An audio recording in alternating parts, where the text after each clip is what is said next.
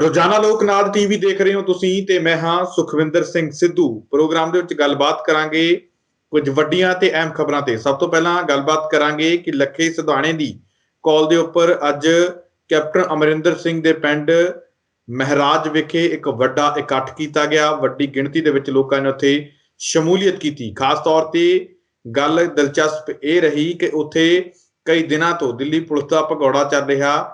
ਲੱਖਾ ਸਿਧਾਣਾ ਉਸ ਰੈਲੀ ਦੇ ਵਿੱਚ ਪਹੁੰਚਿਆ।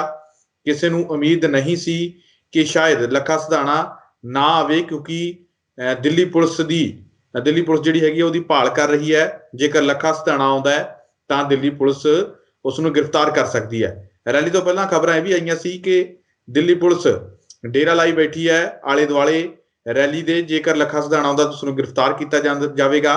ਤਾਂ ਲੱਖਾ ਸਿਧਾਣਾ ਆਇਆ ਪਰ ਉਹਦੇ ਵਿੱਚ ਅਜਿਹਾ ਕੁਝ ਨਹੀਂ ਹੋਇਆ। ਪਰ ਪੰਜਾਬ ਦੀ ਸਿਆਸਤ ਬੜੀ ਤੇਜ਼ ਹੋ ਗਈ ਹੈ। ਕਾਂਗਰਸ ਤੇ ਭਾਜਪਾ ਜਿਹੜੀ ਹੈਗੀ ਹੈ ਇੱਕ ਦੂਜੇ ਤੇ ਇਲਜ਼ਾਮ ਲਗਾਉਣੇ ਸ਼ੁਰੂ ਕਰ ਦਿੱਤੇ ਨੇ ਲੱਖਾ ਸਿਧਾਣਾ ਨੂੰ ਲੈ ਕੇ। ਇਹ ਪੂਰੀ ਖਬਰ ਦੇ ਉੱਪਰ ਗੱਲਬਾਤ ਕਰਾਂਗੇ।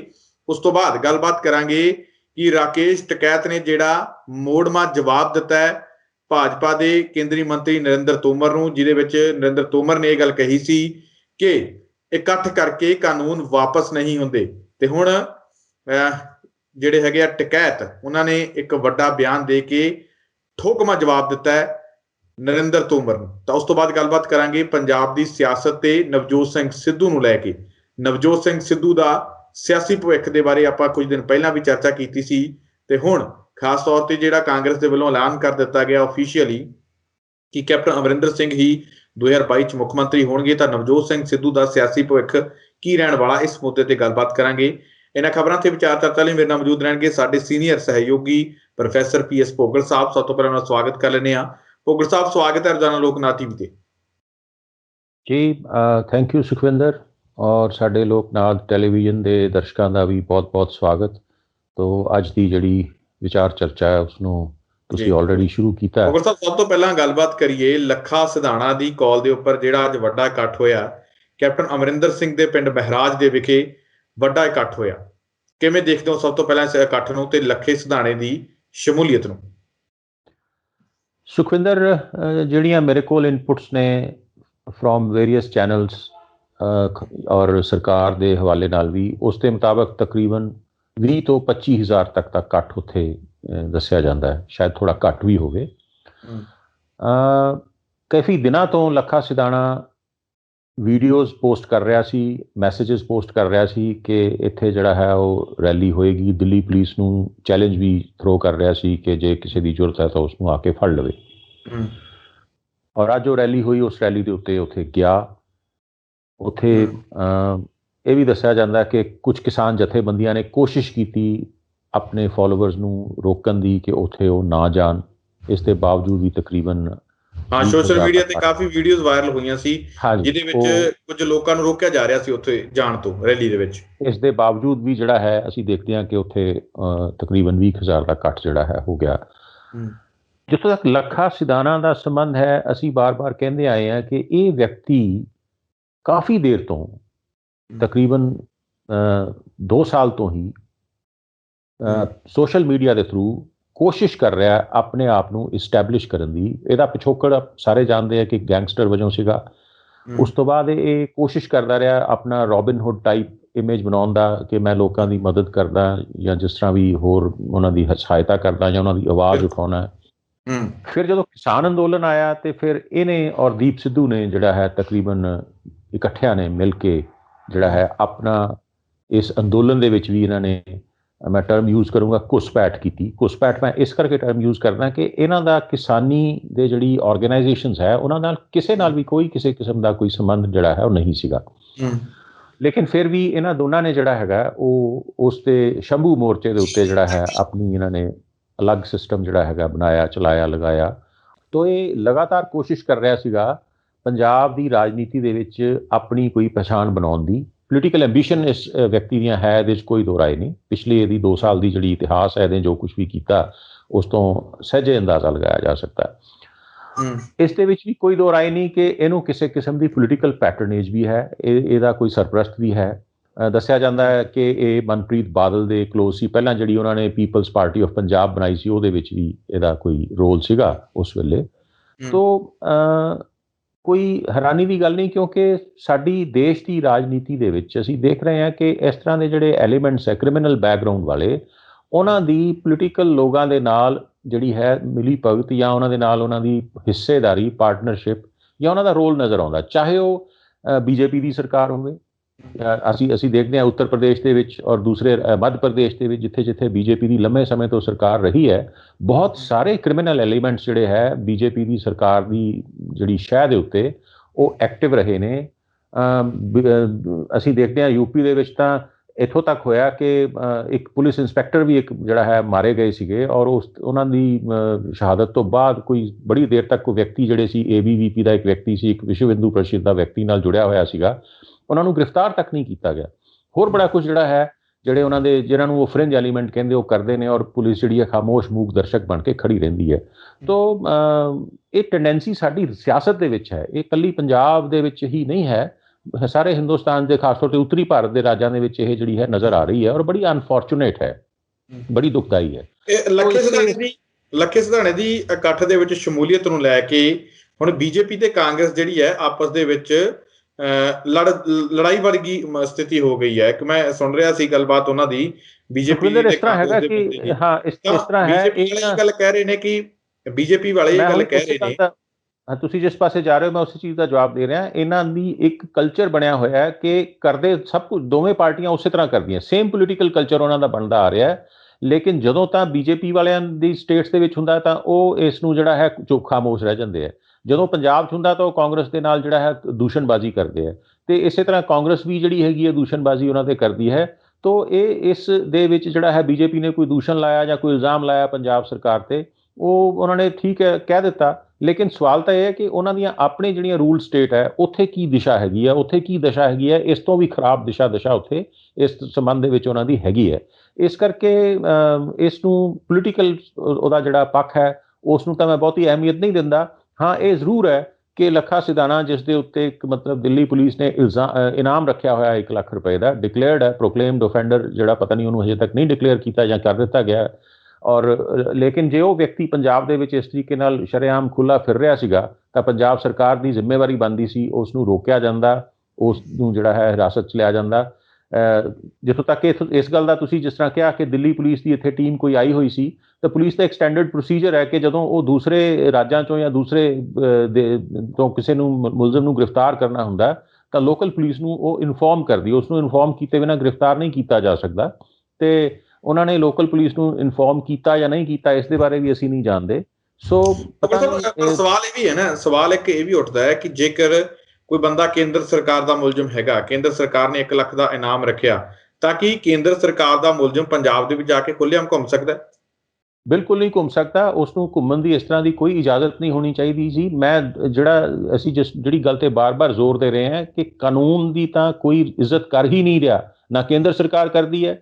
ਕੇਂਦਰ ਸਰਕਾਰ ਨੇ ਸੰਵਿਧਾਨ ਦੀਆਂ ਧੱਜੀਆਂ ਉਡਾਈਆਂ, ਖਾਸ ਤੌਰ ਤੇ ਖੇਤੀਬਾੜੀ ਬਿੱਲ ਦੇ ਵਿੱਚ, ਜਿਸ ਤਰ੍ਹਾਂ ਰਾਜ ਸਰਕਾਰਾਂ ਦੀ ਜਿਹੜੇ ਸੰਬੰਧਿਤ ਖੇਤਰ ਸੀ ਉਹਨਾਂ ਨੂੰ ਵੀ ਉਹਨਾਂ ਨੇ ਮਲੀਆ ਮੇਟ ਕੀਤਾ।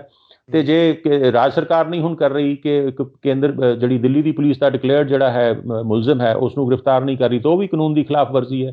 ਇਸ ਦੇਸ਼ ਦੇ ਵਿੱਚ ਰੋਣਾ ਹੁਣ ਕੀ ਹੈ? ਇਹੀ ਰੋਣਾ ਹੈ ਕਿ ਕਾਨੂੰਨ ਔਰ ਸੰਵਿਧਾਨ ਤੱਕ ਕਿੱਥੇ ਪਿੱਛੇ ਰਹਿ ਗਏ। ਸਿਆਸਤ ਭਾਰੀ ਹੋ ਗਈ, ਔਰ ਉਹ ਵੀ ਗੰਦੀ ਸਿਆਸਤ ਜਿਸ ਤਰ੍ਹਾਂ ਦੀ ਹੋ ਰਹੀ ਹੈ, ਚਾਹੇ ਉਹ ਬੀਜੇਪੀ ਕਰ ਰਹੀ ਹੈ, ਚਾਹੇ ਉਹ ਕੋਈ ਰਾਜ ਸਰਕਾਰ ਕਰ ਰਹੀ ਹੈ, ਤਾਂ ਸਾਰੇ ਬਰਾਬਰ ਦੇ ਦੋਸ਼ੀ ਹੈ ਸਤਿਆਨਾਸ਼ ਕਰਨ ਦੇ ਵਿੱਚ ਸੰਵਿਧਾਨ ਦਾ ਔਰ ਕਾਨੂੰਨ ਦਾ ਔਰ ਇੱਥੋਂ ਦੇ ਲੋਕਤੰਤਰ ਦਾ। ਸੋ ਬਹੁਤ ਹੀ ਮਾੜਾ ਹੋ ਰਿਹਾ ਜੋ ਵੀ ਹੋ ਰਿਹਾ, ਇਹ ਨਹੀਂ ਹੋਣਾ ਚਾਹੀਦਾ ਸੀ। ਤਾਂ ਹੁਣ ਕਿਵੇਂ ਦੇਖਦੇ ਹੋ ਕਿ ਲੱਖਾ ਸਿਧਾਣਾ ਨੂੰ ਜੋ ਵਾਕਈ ਹੀ ਇਲਜ਼ਾਮ ਲਗਾਏ ਜਾ ਰਹੇ ਆ ਬੀਜੇਪੀ ਦੇ ਵੱਲੋਂ ਲੱਖਾ ਸਿਧਾਣਾ ਨੂੰ ਕਿ ਕਾਂਗਰਸ ਹੀਰੋ ਬਣਾ ਰਹੀ ਆ, ਵਾਕਈ ਇਦਾਂ ਦੀ ਗੱਲ ਹੈ ਜਾਂ ਫਿਰ ਕੋਈ ਗੱਲ ਹੋਰ ਹੈ? ਦੇਖੋ, ਜੋ ਨਜ਼ਰ ਆ ਰਿਹਾ ਸਾਹਮਣੇ ਸ਼ਰੇਆਮ ਕਾਂਗਰਸ ਰੂਲ ਸਟੇਟ ਦੇ ਵਿੱਚ ਉਹ ਇੱਕ ਜਿਹੜਾ ਦਿੱਲੀ ਪੁਲਿਸ ਦਾ ਮੁਲਜ਼ਮ ਹੈ, ਜਿਹਨੂੰ ਉਹਨਾਂ ਨੇ ਮੁਲਜ਼ਮ ਡਿਕਲੇਅਰ ਕੀਤਾ, ਇਨਾਮ ਯਾਫਤਾ ਮੁਲਜ਼ਮ ਹੈ, ਉਹ ਜੇ ਇੱਕ ਰਾਜ ਸਰਕਾਰ ਦੇ ਵਿੱਚ ਇੱਕ ਸਟੇਜ ਦੇ ਉੱਤੇ ਇੱਕ ਰੈਲੀ ਕਰਦਾ, ਕਾਫੀ ਦਿਨਾਂ ਤੋਂ ਆਪਣੇ ਮੈਸੇਜਸ ਪੋਸਟ ਕਰਦਾ, ਕੀ ਨਹੀਂ ਕੀਤਾ ਜਾ ਸਕਦਾ ਸੀ? ਉਹਦੀ ਲੋਕੇਸ਼ਨ ਟਰੇਸ ਕੀਤੀ ਜਾ ਸਕਦੀ ਸੀ, ਉਸ ਨੂੰ ਬੜੇ ਆਰਾਮ ਨਾਲ ਅਰੈਸਟ ਕੀਤਾ ਜਾ ਸਕਦਾ ਸੀ। ਜ਼ਾਹਿਰ ਹੈ ਕਿਤੇ ਨਾ ਕਿਤੇ ਜਿਹੜੀ ਹੈ ਰੂਲਿੰਗ ਪਾਰਟੀ ਜਿਹੜੀ ਹੈ ਜਾਂ ਸਟੇਟ ਗਵਰਨਮੈਂਟ ਜਿਹੜੀ ਹੈ ਉਸ ਦੀ ਮਦਦ ਕਰ ਰਹੀ ਹੈ। ਮੈਂ ਤਾਂ ਕਹਿ ਰਿਹਾ ਇਸ ਚੀਜ਼ ਨੂੰ ਬਾਰ-ਬਾਰ, ਉਹਨੂੰ ਹੀਰੋ ਬਣਾਇਆ ਜਾ ਰਿਹਾ ਜਾਂ ਉਹਨੂੰ ਬਲੀ ਦਾ ਬੱਕਰਾ ਬਾਅਦ 'ਚ ਬਣਾਉਣਾ ਜਾਂ ਕੀ ਕਰਨਾ ਹੈ। ਆਉਣ ਵਾਲੇ ਸਮੇਂ ਦੇ ਵਿੱਚ ਜੇਕਰ ਉਹਨੂੰ ਹੀਰੋ ਬਣਾਇਆ ਜਾ ਰਿਹਾ ਹੈ ਤਾਂ ਆਉਣ ਵਾਲੇ ਸਮੇਂ ਦੇ ਵਿੱਚ ਕਾਂਗਰਸ ਕਿਤੇ ਲੱਖਾ ਸਿਧਾਣਾ ਨੂੰ ਵਰਤਣਾ ਤਾਂ ਨਹੀਂ ਚਾਹੁੰਦੀ? ਕਾਂਗਰਸ ਕਿਤੇ ਲੱਖਾ ਸਿਧਾਣਾ ਨੂੰ ਇਲੈਕਸ਼ਨ ਵੀ ਲੜਾ ਸਕਦੀ ਹੈ ਪੰਜਾਬ ਦੇ ਵਿੱਚ 2022 ਦੀਆਂ ਵਿਧਾਨ ਸਭਾ ਚੋਣਾਂ ਦੇ ਦੌਰਾਨ? ਦੇਖੋ, ਇਲੈਕਸ਼ਨ ਤਾਂ ਸ਼ਾਇਦ ਨਾ ਲੜਾਵੇ, ਉਹਨੂੰ ਵਰਤਣ ਦੀ ਪੂਰੀ ਕੋਸ਼ਿਸ਼ ਹੋ ਰਹੀ ਹੈ। ਮੈਂ ਜਿਸ ਤਰ੍ਹਾਂ ਕਿਹਾ ਕਿ ਹੁਣ ਮੈਨੂੰ ਨਹੀਂ ਪਤਾ ਉਹਨੂੰ ਕਿਸ ਤਰ੍ਹਾਂ ਵਰਤਿਆ ਜਾਊਗਾ, ਕਿ ਬਾਅਦ 'ਚ ਬਲੀ ਦਾ ਬੱਕਰਾ ਬਣਾਇਆ ਜਾਊਗਾ ਜਾਂ ਕੀ ਕੀਤਾ ਜਾਊਗਾ। ਸਭ ਕੁਝ ਪੋਲਿਟਿਕਸ ਦੇ ਵਿੱਚ ਇਸ ਵੇਲੇ ਸਭ ਕੁਝ, ਜਦੋਂ ਰਾਜਨੀਤੀ ਗੰਦੀ ਹੋ ਜਾਂਦੀ ਹੈ ਤਾਂ ਸਭ ਕੁਝ ਹੀ ਸੰਭਵ ਹੈ, ਕੁਝ ਵੀ ਕਰ ਸਕਦੀ ਹੈ ਕੋਈ ਰੂਲਿੰਗ ਪਾਰਟੀ। ਸੋ ਆਪਣੇ ਰਾਜਨੀਤਿਕ ਹਿੱਤਾਂ ਨੂੰ ਇਸਤੇਮਾਲ ਕਰਨ ਵਾਸਤੇ ਇਹ ਜਿਹੜੇ ਸਾਡੇ ਮੌਜੂਦਾ ਸਿਆਸਤਦਾਨ ਹੈ, ਕਟਿੰਗ ਅਕ੍ਰੋਸ ਦਾ ਪਾਰਟੀ ਲਾਈਨ, ਮੈਂ ਕਿਸੇ ਪਾਰਟੀ ਦਾ ਨਾਂ ਨਹੀਂ ਲੈ ਰਿਹਾ ਕਿਉਂਕਿ ਮੈਂ ਸਾਰਿਆਂ ਨੂੰ ਇਸ ਮਾਮਲੇ 'ਚ ਬਰਾਬਰ ਦੇ ਦੋਸ਼ੀ ਸਮਝਦਾ। ਉਹ ਕੋਈ ਵੀ ਇਸ ਤਰ੍ਹਾਂ ਦੀ ਹਰਕਤ ਕਰ ਰਹੇ ਨੇ ਔਰ ਕਰਦੇ ਰਹਿਣਗੇ ਜਦ ਤੱਕ ਲੋਕ ਜਿਹੜੇ ਜਾਗਰੂਕ ਨਹੀਂ ਹੋਣਗੇ। ਲੋਕਾਂ ਨੂੰ ਇਸ ਚੀਜ਼ 'ਤੇ ਉੱਠਣਾ ਪਊਗਾ। ਮੈਨੂੰ ਤਾਂ ਹੈਰਾਨੀ ਹੈ ਕਿ ਬਿਨਾਂ ਸੋਚੇ ਸਮਝੇ ਲੋਕ ਜਿਹੜੇ ਹੈ ਇਸ ਤਰ੍ਹਾਂ ਦੇ ਐਲੀਮੈਂਟਸ ਦੀ ਜਿਹੜੀ ਸਪੋਰਟ ਕਰਦੇ ਹੈ। ਸੋ ਕਿਉਂਕਿ ਸਾਡੇ ਦੇਸ਼ ਦੇ ਵਿੱਚ ਜਿਹੜੀ ਹੈ ਰਾਜਨੀਤਿਕ ਜਿਹੜੇ ਮੈਚੋਰਿਟੀ ਹੈ ਜਾਂ ਸਿਵਿਲਿਟੀ ਜਿਹੜੀ ਹੈ ਉਸਦੀ ਘਾਟ ਹੈ, ਔਰ ਲੋਕ ਪੋਪੂਲਿਸਟ ਜਿਹੜੇ ਹੈ ਭਾਵਨਾ 'ਚ ਬਹਿ ਕੇ ਇਸ ਤਰ੍ਹਾਂ ਦੀਆਂ ਜਿਹੜੀਆਂ ਗੱਲਾਂ ਕਰ ਜਾਂਦੇ ਆ। ਤਾਂ ਇੱਥੇ ਹੋ ਰਿਹਾ ਹੈਗਾ, ਇਸੇ ਕਰਕੇ ਅਸੀਂ ਸਫਰ ਕਰ ਰਹੇ ਹਾਂ, ਇਸੇ ਕਰਕੇ ਸਾਡਾ ਦੇਸ਼ ਜਿਹੜਾ ਹੈ ਉਹ ਨੁਕਸਾਨ ਉਠਾ ਰਿਹਾ ਹੈ ਔਰ ਲੋਕਤੰਤਰ ਦਾ ਨੁਕਸਾਨ ਹੋ ਰਿਹਾ। ਰਾਜਨੀਤਿਕ ਸ਼ਬਦਾਂ ਦੇ ਵਿੱਚ ਤੁਹਾਡੇ ਤੋਂ ਮੈਂ ਪੁੱਛਾਂ, ਥੋੜੇ ਸ਼ਬਦਾਂ ਦੇ ਵਿੱਚ ਮੈਂ ਤੁਹਾਡੇ ਜੋ ਜ਼ਿਕਰ ਪੁੱਛਾਂ ਤਾਂ ਅੱਜ ਦੇ ਇਕੱਠ ਤੋਂ, ਲੱਖਾ ਸਿਧਾਣਾ ਦੇ ਇਕੱਠ ਤੋਂ ਨਿਕਲਿਆ ਕੀ? ਸਿਰਫ ਸ਼ਕਤੀ ਪ੍ਰਦਰਸ਼ਨ ਕੀਤਾ ਗਿਆ ਲੱਖਾ ਸਿਧਾਣਾ ਦੇ ਵੱਲੋਂ? ਦੇਖੋ, ਪੰਜਾਬ ਦੇ ਵਿੱਚ ਬਹੁਤ ਜ਼ਿਆਦਾ ਫਰਸਟ੍ਰੇਸ਼ਨ ਹੈ ਯੁਵਾ ਵਰਗ ਦੇ ਵਿੱਚ। ਕਿਸਾਨੀ ਬਿੱਲ ਕਰਕੇ ਹੋਰ ਜ਼ਿਆਦਾ ਵਧੀ ਹੋਈ ਹੈ, ਉਹਨੂੰ ਐਕਸਪ੍ਰੈਸ਼ਨ ਮਿਲ ਰਿਹਾ ਹੈ, ਬੇਰੁਜ਼ਗਾਰੀ ਹੈ। ਸੋ ਜੋ ਵੀ ਕੋਈ ਇਸ ਤਰ੍ਹਾਂ ਦਾ ਐਲੀਮੈਂਟ ਜਿਹੜਾ ਦੇਜਾਵੂ ਫੀਲਿੰਗ ਜਿਹੜਾ ਦੇਗਾ, ਜਿਹੜਾ ਇਸ ਤਰ੍ਹਾਂ ਦੀ ਫੀਲਿੰਗ ਦੇਗਾ ਕਿ ਮੈਂ ਸਰਕਾਰ ਦੀ ਪਰਵਾਹ ਨਹੀਂ ਕਰਦਾ ਜਾਂ ਬਗਾਵਤ ਦੇ ਤੌਰ ਦਿਖਾਏਗਾ, ਉਸ ਨੂੰ ਸਪੋਰਟ ਮਿਲਦੀ ਹੈ। ਲੋਕ ਉਸ ਨੂੰ ਸੁਣਦੇ ਆ, ਨਵਯੁਵਕ ਜਿਹੜਾ ਸਾਡਾ ਵਰਗ ਹੈ ਉਸ ਨੂੰ ਸੁਣਦੇ ਆ, ਕਿਉਂਕਿ ਬਹੁਤ ਜ਼ਿਆਦਾ ਜਿਹੜਾ ਅਸੰਤੋਸ਼ ਹੋ ਚੁੱਕਾ ਹੈਗਾ ਸਟੇਟ ਦੇ ਵਿੱਚ। ਉਹ ਅਸੰਤੋਸ਼ ਜਿਹੜਾ ਹੈ ਅਸੀਂ ਦੇਖ ਰਹੇ ਹਾਂ, ਜਿਹੜੀ ਸਪੋਰਟ ਕਿਸਾਨ ਅੰਦੋਲਨ ਨੂੰ ਸਭ ਤੋਂ ਜ਼ਿਆਦਾ ਪੰਜਾਬ 'ਚ ਮਿਲੀ, ਉਹਦਾ ਵੀ ਉਹ ਇੱਕ ਨਤੀਜਾ ਹੈਗਾ। ਸੋ ਉਹਨੂੰ ਤੁਸੀਂ ਚਾਹੇ ਸ਼ਕਤੀ ਆਪਣਾ ਪ੍ਰਦਰਸ਼ਨ ਕਹੋ, ਮੈਂ ਕਹਾਂਗਾ ਕਿ ਸਾਡੇ ਯੁਵਾ ਵਰਗ ਦਾ ਅਸੰਤੋਸ਼ ਹੈ, ਉਹਨਾਂ ਨੂੰ ਜਿੱਥੇ ਵੀ ਕਿਤੇ ਅਸੰਤੋਸ਼ ਦਿਖਾਉਣ ਦਾ ਮੌਕਾ ਮਿਲਦਾ ਉਹ ਉੱਥੇ ਜਿਹੜਾ ਹੈ ਉਹ ਇਕੱਠੇ ਹੋ ਜਾਂਦੇ ਆ, ਉਸ ਐਕਟੀਵਿਟੀ ਦੇ ਵਿੱਚ ਪਾਰਟਿਸਿਪੇਟ ਕਰਦੇ ਆ। ਸੋ ਇਹੀ ਇਹ ਹੋਇਆ ਹੈਗਾ। ਤਾਂ ਹੁਣ ਗੱਲਬਾਤ ਕਰ ਲਈਏ ਟਕੈਤ ਅਤੇ ਨਰਿੰਦਰ ਤੋਮਰ ਦੀ। ਨਰਿੰਦਰ ਤੋਮਰ ਦੇ ਵੱਲੋਂ ਕੱਲ ਇੱਕ ਵਿਵਾਦਤ ਬਿਆਨ ਦਿੱਤਾ ਗਿਆ ਸੀ ਕਿ ਇਸ ਤਰੀਕੇ ਦੇ ਨਾਲ ਲੋਕਾਂ ਦੇ ਇਕੱਠ ਨੂੰ ਦੇਖਦਿਆਂ ਕਾਨੂੰਨ ਨਹੀਂ ਰੱਦ ਹੁੰਦੀ। ਤਾਂ ਦੂਜੇ ਪਾਸੇ ਪਲਟਵਾਰ ਕੀਤਾ ਗਿਆ ਰਾਕੇਸ਼ ਟਕੈਤ ਦੇ ਵੱਲੋਂ ਤੋਮਰ ਤੇ। ਉਹਨਾਂ ਨੇ ਕਿਹਾ ਕਿ ਲੋਕਾਂ ਦਾ ਇਕੱਠ ਤਾਂ ਸਰਕਾਰ ਬਦਲ ਦਿੰਦਾ, ਕਾਨੂੰਨ ਤਾਂ ਕਿਹੜੀ ਚੀਜ਼ ਹੈ। ਨਰਿੰਦਰ ਤੋਮਰ ਨੇ ਜੋ ਕੁਝ ਬੋਲਿਆ ਉਸ ਦੀ ਲੋੜ ਨਹੀਂ ਸੀ। ਉਹ ਇੱਕ ਬਹੁਤ ਹੀ ਜਿਹੜਾ ਹੈ ਇਰਰਿਸਪੌਂਸਿਬਲ ਸਟੇਟਮੈਂਟ ਉਸਨੇ ਦੇ ਦਿੱਤੀ, ਖਾਮਖਾਹ ਦੀ ਪ੍ਰੋਵੋਕੇਟਿਵ ਸਟੇਟਮੈਂਟ ਦਿੱਤੀ। ਔਰ ਉਹ ਦੱਸਦੀ ਹੈ ਕਿ ਸੱਤਾ ਦੇ ਨਸ਼ੇ 'ਚ ਚੂਰ ਹੈਗੀ ਹੈ ਸਰਕਾਰ, ਔਰ ਨਰਿੰਦਰ ਤੋਮਰ ਜਿਹੜਾ ਹੈ ਉਹ ਸਰਕਾਰ ਦਾ ਇੱਕ ਮੋਹਰਾ ਹੈਗਾ। ਉਹ ਭੁੱਲ ਗਏ ਇਸ ਗੱਲ ਨੂੰ ਕਿ ਇਹ ਇਕੱਠ ਹੀ ਸੀ ਜਿਸ ਨੇ ਪਿਛਲੀ ਸਰਕਾਰ ਨੂੰ ਤੋੜਿਆ ਤੇ ਇਹਨਾਂ ਦਾ ਰਾਹ ਹਮਵਾਰ ਕੀਤਾ ਸੀ 2014 'ਚ। ਜਿਹੜਾ ਦਿੱਲੀ ਦੇ ਵਿੱਚ ਜਿਹੜਾ ਹੈ ਇੰਡੀਆ ਅਗੇਂਸਟ ਕਰਪਸ਼ਨ ਔਰ ਉਹ ਸਾਰਾ ਜਿਹੜਾ ਕੁਝ ਜਿਹੜਾ ਹੈ ਉੱਥੇ ਹੋਇਆ, ਅੰਨਾ ਹਜ਼ਾਰੇ ਦੇ ਨਾਮ ਦੇ ਉਹਦੇ ਜਿਹੜਾ ਸਾਈਨ ਬੋਰਡ ਦੇ ਥੱਲੇ ਅੰਦੋਲਨ ਹੋਇਆ ਜਿੱਥੇ ਹਜ਼ਾਰਾਂ ਲੋਕ ਇਕੱਠੇ ਹੋਏ ਔਰ ਸਾਰੇ ਦੇਸ਼ 'ਚ ਉਹਦਾ ਅਸਰ ਪਿਆ। ਉਹ ਕੀ ਸੀਗਾ? ਇਕੱਠ ਨਹੀਂ ਸੀ ਤਾਂ ਹੋਰ ਕੀ ਸੀ? ਸੋ ਨਰਿੰਦਰ ਤੋਮਰ ਜਿਹੜਾ ਹੈ ਇਸ ਗੱਲ ਨੂੰ ਭੁੱਲ ਗਿਆ। ਔਰ ਰਾਕੇਸ਼ ਟਕੈਤ ਨੇ ਬਹੁਤ ਸੋਹਣਾ ਜਵਾਬ ਦਿੱਤਾ ਕਿ ਲੋਕਾਂ ਦੀ ਭੀੜ ਤਾਂ ਸਰਕਾਰਾਂ ਬਦਲ ਦਿੰਦੀ ਹੈ। ਜਿੰਨੇ ਇਨਕਲਾਬ ਹੋਏ, ਜਿੰਨੇ ਸੱਤਾ ਪਰਿਵਰਤਨ ਹੋਏ ਲੋਕਤੰਤਰ ਤਰੀਕੇ ਦੇ ਵਿੱਚ ਵੀ, ਆਖਿਰਕਾਰ ਸਰਕਾਰਾਂ ਜਿਹੜੀਆਂ ਜਿਨ੍ਹਾਂ ਨੂੰ ਲੋਕ ਚਾਹੁੰਦੇ ਨਹੀਂ ਹੁੰਦੇ, ਫਿਰ ਉਹ ਲੋਕਾਂ ਦੀ ਭੀੜ ਹੀ ਉਸ ਨੂੰ ਬਦਲਦੀ ਹੈ। ਤੋ ਇਹਨਾਂ ਨੂੰ ਛੇਤੀ ਅਹਿਸਾਸ ਹੋ ਜਾਏਗਾ ਇਸ ਸਰਕਾਰ ਨੂੰ ਵੀ ਕਿਸੇ ਨਾ ਕਿਸੇ ਵੇਲੇ ਕਿ ਕਿਸ ਤਰੀਕੇ ਨਾਲ ਫਿਰ ਭੀੜ ਜਿਹੜੀ ਹੈਗੀ ਹੈ ਉਹ ਭੀੜ ਤਾਂ ਇਸ ਤੋਂ ਉੱਪਰ ਚਲੀ ਜਾਂਦੀ ਹੈ। ਸਾਡੇ ਇਤਿਹਾਸ ਦੇ ਵਿੱਚ ਗਵਾਹ ਹੈ ਕਿ ਭੀੜ ਨੇ ਜਿਹੜੇ ਹੈ ਉਹ ਤਾਨਾਸ਼ਾਹ ਜਿਹੜੇ ਹੈ ਉਹਨਾਂ ਨੂੰ ਸ਼ਰੇਆਮ ਚੌਂਕਾਂ 'ਚ ਟੰਗਿਆ ਹੈ। ਮੈਨੂੰ ਯਾਦ ਹੈ 1990 'ਚ ਰੋਮਾਨੀਆ ਦਾ ਡਿਕਟੇਟਰ ਨਿਕੋਲਾਈ ਚੋਫੈਸਕਿਊ ਸ਼ਰੇਆਮ ਜਿਹੜਾ ਹੈ ਬੁਖਾਰੈਸਟ ਦੇ ਵਿੱਚ ਉਸ ਨੂੰ ਟੰਗਿਆ ਗਿਆ, ਫਾਂਸੀ ਦਿੱਤੀ ਗਈ ਉਹਨੂੰ, ਉਹਦੀ ਵਾਈਫ ਨੂੰ, ਸਾਰੀ ਦੁਨੀਆ ਨੂੰ ਟੈਲੀਵਿਜ਼ਨ 'ਤੇ ਦਿਖਾਇਆ ਗਿਆ। ਸੋ ਇਹੋ ਜਿਹੀਆਂ ਉਦਾਹਰਨਾਂ ਵੀ ਮੌਜੂਦ ਨੇ। ਨਰਿੰਦਰ ਤੋਮਰ ਕਿਸ ਭੁਲੇਖੇ ਦੇ ਵਿੱਚ ਤੁਰਿਆ ਫਿਰਦਾ ਹੈਗਾ ਇਹ ਤਾਂ ਨਰਿੰਦਰ ਤੋਮਰ ਹੀ ਦੱਸ ਸਕਦਾ, ਪਰ ਬਹੁਤ ਵੱਡੇ ਭੁਲੇਖੇ 'ਚ ਨਰਿੰਦਰ ਤੋਮਰ ਔਰ ਉਸਦੇ ਦਿੱਲੀ 'ਚ ਬੈਠੇ ਆਕਾ। ਲੋਕਾਂ ਦੀ ਜਿਹੜੀ ਰਾਏ ਹੈ, ਲੋਕਾਂ ਦੀ ਜਿਹੜੀ ਭੀੜ ਹੈ ਜਾਂ ਲੋਕਤੰਤਰ ਜਿਹੜਾ ਹੈ ਬਹੁਤ ਕੁਛ ਕਰ ਦਿੰਦਾ, ਬਹੁਤ ਕੁਛ ਚੰਗਾ ਵੀ ਕਰ ਦਿੰਦਾ, ਬਹੁਤ ਕੁਛ ਮਾੜਾ ਵੀ ਕਰ ਦਿੰਦਾ। ਸੋ ਇਹ ਗੱਲ ਨਹੀਂ ਕਹਿਣੀ ਚਾਹੀਦੀ ਸੀ ਉਹਨਾਂ ਨੂੰ। ਸੋ ਰਾਕੇਸ਼ ਟਕੈਤ ਨੇ ਬਿਲਕੁਲ ਵਾਜ਼ੇ ਜਵਾਬ ਦਿੱਤਾ, ਉਹਨਾਂ ਨੂੰ ਬੜਾ ਠੀਕ ਜਵਾਬ ਦਿੱਤਾ। ਤਾਂ ਹੁਣ ਗੱਲਬਾਤ ਕਰੀਏ ਪੰਜਾਬ ਦੇ ਸਭ ਤੋਂ ਸਿਆਸਤ ਚਰਚਿਤ ਮੁੱਦੇ ਦੀ। ਜੇਕਰ ਆਪਾਂ ਗੱਲ ਕਰੀਏ ਪੰਜਾਬ ਦੀ ਸਿਆਸਤ ਦੇ ਵਿੱਚ ਸਭ ਤੋਂ ਚਰਚਿਤ ਮੁੱਦਾ ਇਹੀ ਹੈ ਕਿ ਕੈਪਟਨ ਅਮਰਿੰਦਰ ਸਿੰਘ ਅਤੇ ਨਵਜੋਤ ਸਿੰਘ ਸਿੱਧੂ ਇਕੱਠੇ ਕਿਵੇਂ ਹੋਣਗੇ, ਕਿ ਇਕੱਠਿਆਂ ਇਹ 2022 ਦੀਆਂ ਚੋਣਾਂ ਲੜਨਗੇ ਜਾਂ ਨਹੀਂ। ਤਾਂ ਪਹਿਲਾਂ ਸਸਪੈਂਸ ਬਣਿਆ ਹੋਇਆ ਸੀ ਕਿ 2022 ਦੇ ਵਿੱਚ ਕਾਂਗਰਸ ਦਾ ਸੀਐਮ ਦਾ ਚਿਹਰਾ ਕੌਣ ਹੋਵੇਗਾ। ਤਾਂ ਕਾਂਗਰਸ ਨੇ ਹੁਣ ਸਾਫ਼ ਕਰ ਦਿੱਤਾ ਹੈ ਕਿ ਕੈਪਟਨ ਅਮਰਿੰਦਰ ਸਿੰਘ ਹੀ ਉਹਨਾਂ ਦੇ 2022 ਦੇ ਵਿੱਚ ਕੈਪਟਨ ਹੋਣਗੇ। ਤਾਂ ਹੁਣ ਨਵਜੋਤ ਸਿੰਘ ਸਿੱਧੂ ਦਾ ਸਿਆਸੀ ਭਵਿੱਖ ਕੀ ਕਹਿੰਦਾ ਤੇ ਕੀ ਹੁਣ ਕਰਨਾ ਚਾਹੀਦਾ ਨਵਜੋਤ ਸਿੱਧੂ ਨੂੰ? ਸੁਖਵਿੰਦਰ, ਨਵਜੋਤ ਸਿੰਘ ਸਿੱਧੂ ਦਾ ਸਿਆਸੀ ਭਵਿੱਖ ਜਿਹੜਾ ਹੈ ਉਸ ਦੇ ਬਾਰੇ ਸਵਾਲ ਉੱਠਦੇ ਰਹਿਣਗੇ, ਕਿਉਂਕਿ ਤੁਹਾਨੂੰ ਯਾਦ ਹੋਏਗਾ, ਸਾਡੇ ਦਰਸ਼ਕਾਂ ਨੂੰ ਵੀ ਯਾਦ ਹੋਏਗਾ, ਪਹਿਲਾਂ ਵੀ ਅਸੀਂ ਇੱਕ ਪ੍ਰੋਗਰਾਮ 'ਚ ਕਿਹਾ ਸੀ ਕਿ ਨਵਜੋਤ ਸਿੰਘ ਸਿੱਧੂ ਸਿਆਸਤ ਨੂੰ ਸਿਆਸਤ ਵਾਂਗ ਨਹੀਂ ਕਰ ਰਹੇ। ਸੋ ਨਵਜੋਤ ਸਿੰਘ ਸਿੱਧੂ ਨਿਕਲ ਕੇ ਕਾਂਗਰਸ ਦੇ ਵਿੱਚ ਹੀ ਆਪਣਾ ਧੜਾ ਬਣਾਉਣ 'ਚ ਨਾਕਾਮਯਾਬ ਰਹੇ। ਇੰਨੀ ਦੇਰ ਦੇ ਵਿੱਚ ਉਹ ਜਿਹੜੇ ਹੈ ਇੱਕ ਪਾਸੇ ਬੈਠੇ ਰਹੇ, ਉਹਨਾਂ ਸਾਰਾ ਦਾਰੋਮਦਾਰ ਉਹਨਾਂ ਨੇ ਆਪਣੀ ਸਿਆਸਤ ਦਾ ਦਿੱਲੀ ਦੇ ਉੱਤੇ ਸੋਨੀਆ ਗਾਂਧੀ ਔਰ ਉਸਦੇ ਪਰਿਵਾਰ ਤੇ ਛੱਡਿਆ ਹੋਇਆ ਕਿ ਉਹ ਕਹਿਣਗੇ ਤਾਂ ਉਹਨਾਂ ਨੂੰ ਜਿਹੜਾ ਹੈ ਦਿੱਲੀ ਦੀ ਕਮਾਂਡ ਦਿੱਤੀ ਜਾਏਗੀ। ਸੋ ਇਹੋ ਜਿਹੇ ਵਿਅਕਤੀ ਦਾ ਸਿਆਸੀ ਭਵਿੱਖ ਮੈਂ ਕੀ ਕਹਾਂ ਉਸ ਦੇ ਬਾਰੇ, ਮੈਨੂੰ ਖੁਦ ਜਿਹੜੀ ਹੈ ਨਹੀਂ ਸਮਝ ਆਉਂਦੀ, ਕਿਉਂਕਿ ਸੱਚਾਈ ਇਹ ਹੈ ਕਿ ਕੈਪਟਨ ਅਮਰਿੰਦਰ ਸਿੰਘ ਦੀ ਸਰਕਾਰ ਨੇ ਪਿਛਲੇ 4 ਸਾਲ ਉਹਦੀ ਕੋਈ ਕਾਰਗੁਜ਼ਾਰੀ ਚੰਗੀ ਨਹੀਂ, ਲੇਕਿਨ ਹਾਲਾਤ ਇਸ ਤਰ੍ਹਾਂ ਦੇ ਬਣ ਗਏ ਹੈ ਕਿ ਇਸ ਵੇਲੇ ਆਉਂਦੀਆਂ ਜਿਹੜੀਆਂ ਵਿਧਾਨ ਸਭਾਵਾਂ ਹੋਣਗੀਆਂ ਉਹਦੇ 'ਚ ਕੋਈ ਲੋਕਾਂ ਦੇ ਕੋਲ ਕੋਈ ਬਦਲ ਨਹੀਂ ਹੋ ਕਿਸੇ ਤਰੀਕੇ ਦਾ ਨਜ਼ਰ ਆਏਗਾ। ਅਕਾਲੀ ਦਲ ਦਾ ਵੈਸੇ ਹੀ ਜਿਹੜਾ ਹੈਗਾ ਬਹੁਤ ਗ੍ਰਾਫ ਥੱਲੇ ਹੈ, ਆਪਾਂ ਉਹਦੇ ਬਾਰੇ ਵੀ ਡਿਸਕਸ ਕਰ ਚੁੱਕੇ ਹਾਂ ਬੜੀ ਵਾਰੀ। ਆਮ ਆਦਮੀ ਪਾਰਟੀ ਦੇ ਉੱਤੇ ਵੀ ਵਿਸ਼ਵਾਸ ਨਹੀਂ ਕਰ ਰਹੇ ਲੋਕ, ਕਿਉਂਕਿ ਆਮ ਆਦਮੀ ਪਾਰਟੀ ਇਸ ਵੇਲੇ ਫਿਰ ਉਹੀ ਗਲਤੀ ਕਰ ਰਹੀ ਹੈ ਜਿਹੜੀ ਉਹਨਾਂ ਨੇ ਜਿਹੜੀ ਹੈਗੀ ਹੈ ਪਿਛਲੀਆਂ ਚੋਣਾਂ ਦੇ ਵਿੱਚ 2017 ਦੀਆਂ ਚੋਣਾਂ 'ਚ ਕੀਤੀਆਂ ਸੀ। ਉਹਨਾਂ ਦਾ ਆਪਣਾ ਜਿਹੜਾ ਹੈ ਪੰਜਾਬ ਦੇ ਲੀਡਰਸ਼ਿਪ ਦਾ ਫੇਸ ਹੀ ਉਹਨਾਂ ਨੂੰ ਜਿਹੜਾ ਹੈ ਨਹੀਂ ਲੱਭ ਪਾਇਆ, ਔਰ ਹਮੇਸ਼ਾ ਉਹ ਦਿੱਲੀ ਤੋਂ ਲਿਆ ਕੇ ਲੋਕ ਇੱਥੇ ਇੰਪੋਜ਼ ਕਰਦੇ ਨੇ, ਚਾਹੇ ਉਹ ਪਹਿਲਾਂ ਉਸ ਵੇਲੇ ਦੁਰਗੇਸ਼ ਪਾਠਕ ਹੋਣ ਜਾਂ ਸੰਜੇ ਸਿੰਘ ਹੋਣ, ਇਸ ਵੇਲੇ ਰਾਘਵ ਚੱਡਾ ਔਰ ਜਰਨੈਲ ਸਿੰਘ ਬੈਠੇ ਹੈ, ਔਰ ਪੰਜਾਬ ਦੇ ਜਿਹੜੇ 20 ਉਹਨਾਂ ਦੇ ਚੁਣੇ ਹੋਏ MLA ਹੈ ਉਹਨਾਂ ਦੀ ਜਿਹੜੀ ਹੈ ਕੋਈ ਬਿਸਾਤ ਨਹੀਂ, ਉਹਨਾਂ ਦੀ ਕੋਈ ਜਿਹੜੀ ਪੁੱਛਗਿੱਛ ਉਸ ਤਰ੍ਹਾਂ ਦੀ ਨਹੀਂ ਹੈ। ਤੋ ਆਮ ਆਦਮੀ ਪਾਰਟੀ ਤਾਂ ਆਪਣੇ ਪੈਰਾਂ ਤੇ ਦੁਬਾਰਾ ਫਿਰ ਉਹੀ ਘੋੜਾ ਮਾਰਨ ਨੂੰ ਤੁਲੀ ਹੋਈ ਹੈ। ਸੋ ਇਹ ਪ੍ਰੋਬਲਮ ਜਿਹੜੀ ਹੈਗੀ ਹੈ ਇੱਥੇ, ਇਸ ਕਰਕੇ ਕਾਂਗਰਸ ਹੀ ਲੈ ਦੇ ਕੇ ਬਚਦੀ ਹੈ, ਜਿਸ ਪਾਸੇ ਲੋਕ ਜਿਹੜੇ ਹੈ ਉਹਨਾਂ ਨੂੰ ਕੋਈ ਆਲਟਰਨੇਟਿਵ ਨਾ ਹੁੰਦੀ ਸੂਰਤ ਦੇ ਵਿੱਚ ਉਸ ਪਾਸੇ ਉਹ ਜਾਣਗੇ। ਤੋ ਕੈਪਟਨ ਅਮਰਿੰਦਰ ਸਿੰਘ ਦਾ ਮੌਜੂਦਾ ਕਾਂਗਰਸ ਆਰਗੇਨਾਈਜੇਸ਼ਨ ਦੇ ਉੱਤੇ ਕਾਫੀ ਜ਼ਬਰਦਸਤ ਹੋਲਡ ਬਣਿਆ ਹੋਇਆ ਹੈ, ਔਰ ਕੈਪਟਨ ਅਮਰਿੰਦਰ ਸਿੰਘ ਗਾਹੇ ਬਗਾਹੇ ਬਗਾਵਤੀ ਸੁਰ ਵੀ ਜਿਹੜੇ ਹੈ ਅਖਤਿਆਰ ਕਰ ਲੈਂਦੇ ਹੈ। ਕੈਪਟਨ ਅਮਰਿੰਦਰ ਸਿੰਘ ਨੂੰ ਦਿੱਲੀ ਵਿੱਚ ਬੈਠੀ ਹੋਈ ਜਿਹੜੀ BJP ਦੀ ਸਰਕਾਰ ਹੈ ਉਹ ਵੀ ਇਹ ਚਾਹੇਗੀ ਕਿ ਜੇ ਪੰਜਾਬ ਦੇ ਵਿੱਚ ਸਰਕਾਰ ਰਿਪੀਟ ਹੁੰਦੀ ਹੈ ਕਾਂਗਰਸ ਦੀ, ਜਿਹੜੀ ਕਿ ਰਿਪੀਟ ਹੁੰਦੀ ਅੱਜ ਦੇ ਦਿਨ ਨਜ਼ਰ ਆਉਂਦੀ ਹੈ, ਤਾਂ ਉਸ ਦਾ ਜਿਹੜਾ ਮੁੱਖ ਮੰਤਰੀ ਹੈ ਉਹ ਕੈਪਟਨ ਅਮਰਿੰਦਰ ਸਿੰਘ ਹੋਵੇ, ਕਿਉਂਕਿ ਦਿੱਲੀ ਵਿੱਚ ਬੈਠੀ BJP ਸਰਕਾਰ ਕੈਪਟਨ ਅਮਰਿੰਦਰ ਸਿੰਘ ਨੂੰ ਜ਼ਿਆਦਾ ਬੈਟਰ ਤਰੀਕੇ ਨਾਲ ਜਿਹੜਾ ਹੈ ਉਹ ਮੋਬਿਲਾਈਜ਼ ਕਰ ਸਕਦੀ ਹੈ। ਕਾਫੀ ਕਿਸਮ ਦੇ ਕਈ ਫੈਕਟਰਸ ਨੇ ਜਿਹਦੇ ਕਰਕੇ ਦਿੱਲੀ ਦੀ ਸਰਕਾਰ ਕੈਪਟਨ ਅਮਰਿੰਦਰ ਸਿੰਘ ਨੂੰ ਕਾਫੀ ਤਰਜੀਹ ਦੇਵੇਗੀ ਨਵਜੋਤ ਸਿੰਘ ਸਿੱਧੂ ਤੋਂ।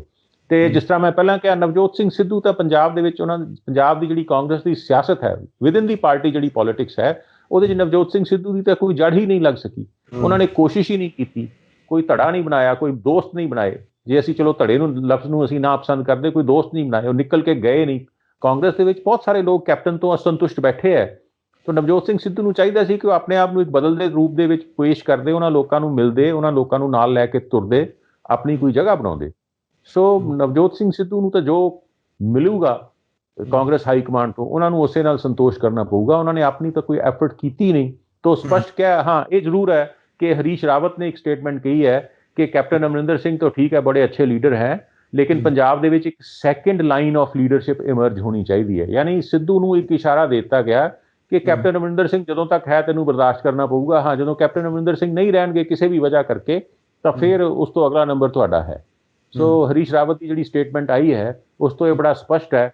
ਤੇ ਲੇਕਿਨ ਇਹਦਾ ਫਾਇਦਾ ਇਹ ਹੋਇਆ ਕਿ ਪੰਜਾਬ ਦੇ ਵਿੱਚ ਜਿਹੜੀ ਕਾਫੀ ਦੇਰ ਤੋਂ ਪਿਛਲੇ 6 ਮਹੀਨੇ ਤੋਂ ਕਿਆਸਰਾਈ ਲੱਗ ਰਹੀ ਸੀ ਕਿ ਸਿੱਧੂ ਆਊਗਾ, ਸਿੱਧੂ ਚੀਫ ਮਿਨਿਸਟਰ ਦਾ ਕੈਂਡੀਡੇਟ ਹੋਊਗਾ ਜਾਂ ਨਹੀਂ ਹੋਊਗਾ, ਪਰ ਇਲੈਕਸ਼ਨ ਦੇ ਵਿੱਚ ਕੀ ਹੋਏਗਾ ਉਸ ਦੇ ਉੱਤੇ ਇੱਕ ਕਿਸਮ ਦਾ ਫੁੱਲ ਸਟਾਪ ਲੱਗ ਗਿਆ ਹੈ। ਹੁਣ ਇਹ ਸਪਸ਼ਟ ਹੋ ਗਿਆ ਕਿ ਕੈਪਟਨ ਅਮਰਿੰਦਰ ਸਿੰਘ ਹੀ ਜਿਹੜਾ ਹੈ ਉਹ ਪੰਜਾਬ ਦੀ ਕਾਂਗਰਸ ਦਾ ਲੀਡਰਸ਼ਿਪ ਫੇਸ ਹੋਏਗਾ।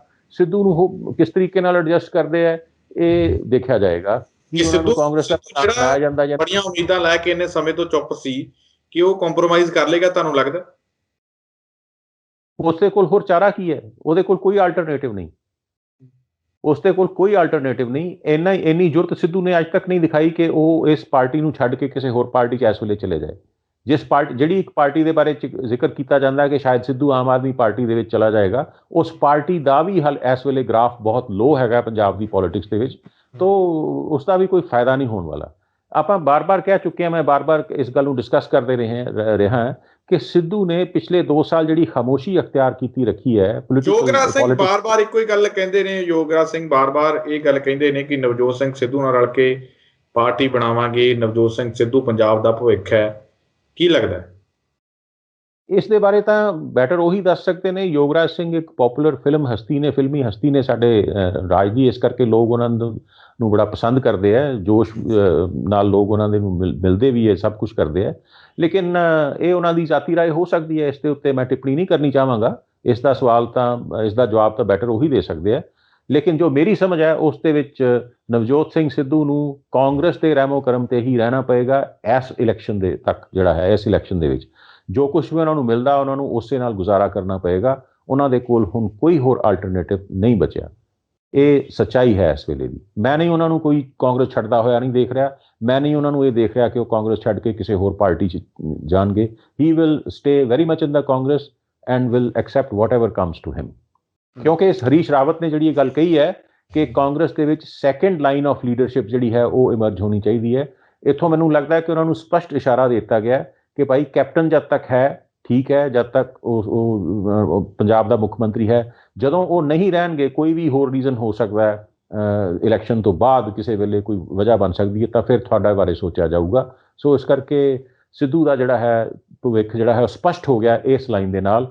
ਔਰ ਮੈਨੂੰ ਲੱਗਦਾ ਕਿ ਉਹ ਕਾਂਗਰਸ ਦੇ ਵਿੱਚ ਜੋ ਵੀ ਉਹਨਾਂ ਨੂੰ ਜਿੱਥੇ ਮਿਲੂਗਾ ਉਸ ਨੂੰ ਉਹ ਕੰਪਰੋਮਾਈਜ਼ ਕਰਕੇ ਐਕਸੈਪਟ ਕਰਨਗੇ ਹਾਲ ਦੀ ਘੜੀ ਜੋ ਹੁੰਦੇ ਹਾਲਾਤ। ਜੀ, ਤਾਂ ਭੁੱਗਲ ਸਾਹਿਬ ਸਾਡੇ ਨਾਲ ਜੁੜੇ, ਇਹਨਾਂ ਮੁੱਦਿਆਂ ਤੇ ਉੱਪਰ ਸਾਡੇ ਨਾਲ ਗੱਲਬਾਤ ਕੀਤੀ। ਤੁਹਾਡਾ ਬਹੁਤ ਬਹੁਤ ਧੰਨਵਾਦ। ਧੰਨਵਾਦ ਤੁਹਾਡਾ। ਤਾਂ ਇਹ ਸਨ ਪ੍ਰੋਫੈਸਰ PS ਭੁੱਗਲ ਸਾਹਿਬ, ਜਿਨ੍ਹਾਂ ਨੇ ਕਾਫੀ ਅਹਿਮ ਮੁੱਦਿਆਂ ਦੇ ਉੱਪਰ, ਚਾਹੇ ਉਹ ਪੰਜਾਬ ਦੇ ਹੋਣ, ਚਾਹੇ ਕਿਸਾਨ ਮੁੱਦੇ ਹੋਣ, ਤੇ ਚਾਹੇ ਫਿਰ ਕੇਂਦਰ ਸਰਕਾਰ ਦੇ ਮੁੱਦੇ ਹੋਣ, ਕਾਫੀ ਸਾਰੇ ਮੁੱਦਿਆਂ ਦੇ ਉੱਪਰ ਸਾਡੇ ਨਾਲ ਖੁੱਲ੍ਹ ਕੇ ਵਿਚਾਰ ਚਰਚਾ ਕੀਤੀ ਹੈ। ਉਮੀਦ ਕਰਦੇ ਹਾਂ ਕਿ ਭੁੱਗਲ ਸਾਹਿਬ ਦੇ ਵਿਚਾਰ ਤੁਹਾਨੂੰ ਜ਼ਰੂਰ ਪਸੰਦ ਆਏ ਹੋਣਗੇ। ਦੁਬਾਰਾ ਫਿਰ ਮਿਲਾਂਗੇ ਇਸ ਪ੍ਰੋਗਰਾਮ ਦੇ ਵਿੱਚ ਨਵੀਆਂ ਤੇ ਵੱਡੀਆਂ ਖਬਰਾਂ ਦੇ ਨਾਲ। ਤਦ ਤੱਕ ਦੀ ਦਿਓ ਇਜਾਜ਼ਤ। ਧੰਨਵਾਦ।